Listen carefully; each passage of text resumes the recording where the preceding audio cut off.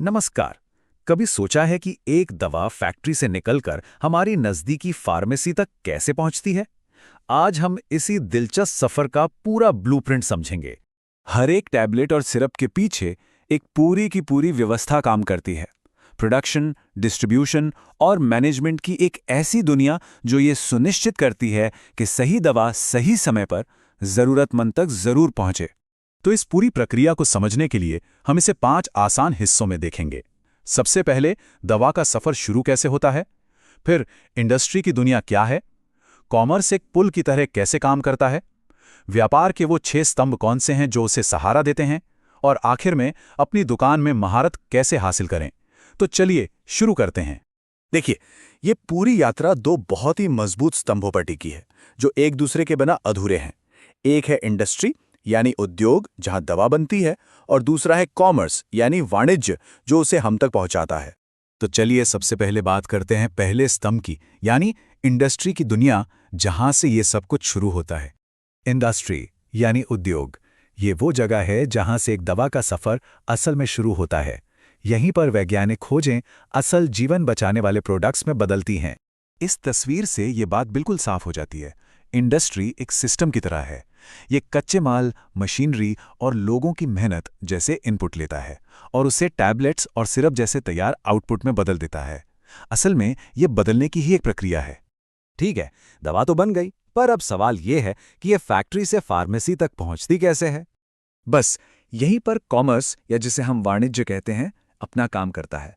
ये बनाने वाले और इस्तेमाल करने वाले के बीच एक बहुत ज़रूरी पुल बनाता है, जो ये पक्का करता है कि फैक्ट्री में बनी दवाइयाँ ज़रूरतमंद लोगों तक पहुँचें। और इस पूरे सिस्टम के दिल में है ट्रेड, यानी सीधा सीधा सामान को खरीदना और बेचना। हमारे देश के अंदर ये जो व्यापार की चेन है वो दो खास किरदारों के जरिए चलती है। इसे ऐसे समझिए, जो होलसेलर होते हैं वो फैक्ट्री से सीधे बड़ी मात्रा में माल उठाते हैं, और फिर आते हैं रिटेलर, जैसे हमारे आपके मोहल्ले के मेडिकल स्टोर, जो होलसेलर से लेकर हमें और आपको छोटी छोटी मात्रा में दवाइयाँ बेचते हैं। लेकिन सिर्फ खरीदना और बेचना ही काफ़ी नहीं होता। सोचिए, ये व्यापार अपने आप तो नहीं चल सकता ना। इसे चलाने के लिए एक पूरा सपोर्ट सिस्टम चाहिए। इन्हें हम व्यापार के सहायक कह सकते हैं, और ये वो 6 स्तंभ हैं जो सब कुछ मुमकिन बनाते हैं। पहला स्तंभ है ट्रांसपोर्ट। सोचिए, दवा बन रही है हिमाचल में और उसकी ज़रूरत है चेन्नई में। अब ये जो दूरी है, ये एक प्रॉब्लम है। तो ट्रांसपोर्ट, चाहे वो ट्रक हो, ट्रेन हो या हवाई जहाज़, ये जगह की समस्या को ख़त्म कर देता है और दवा को वहाँ पहुँचाता है जहाँ उसकी ज़रूरत है। दूसरा है वेयरहाउसिंग, यानी भंडारण। अच्छा, दवाइयाँ तो पूरे साल बनती रहती हैं, पर सोचिए, जैसे ही फ्लू का मौसम आता है उनकी डिमांड एकदम से बढ़ जाती है। अब ऐसे में वेयरहाउसिंग काम आता है। ये समय की समस्या को हल करता है और ये पक्का करता है कि जब भी ज़रूरत हो दवा उपलब्ध हो। अब बात करते हैं तीसरे स्तंभ की, बैंकिंग। भाई, फैक्ट्री वाले को कच्चा माल खरीदना है, रिटेलर को अपनी दुकान के लिए स्टॉक भरना है, इन सब के लिए पैसा कहाँ से आएगा? तो बैंकिंग जो है वो इस पूरी चेन को आप कह सकते हैं फाइनेंस का फ्यूल देता है और लेन देन की समस्या को सुलझाता है। चौथा स्तंभ है बीमा, यानी इंश्योरेंस। जरा सोचिए, एक ट्रक में लाखों की दवाइयां जा रही हैं और उसका एक्सीडेंट हो जाए, ये तो बहुत बड़ा रिस्क है। यहीं पर इंश्योरेंस एक सेफ्टी नेट की तरह काम करता है। ये चोरी, नुकसान या किसी भी तरह के जोखिम की समस्या से हमें बचाता है। पांचवा है पैकेजिंग। अब ये सिर्फ एक गत्ते का डिब्बा नहीं है, बिल्कुल नहीं।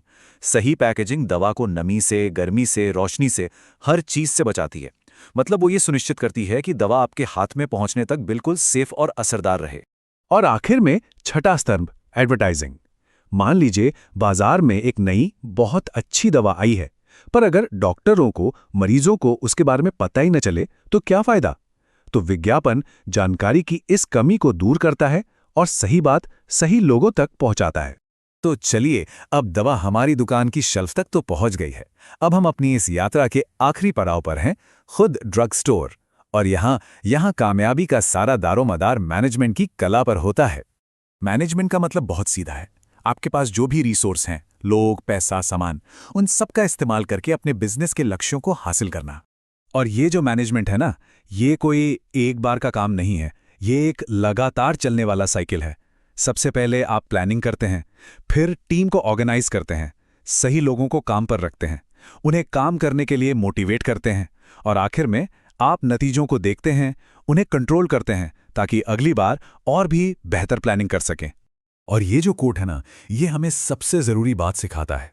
अच्छा मैनेजमेंट सिर्फ चीज़ों को मैनेज करने या मुनाफा कमाने के बारे में नहीं है। असल में इसका दिल लोगों की देखभाल में है, अपनी टीम की भी और अपने ग्राहकों की भी। और यही एक कामयाब ड्रग स्टोर की असली नींव है।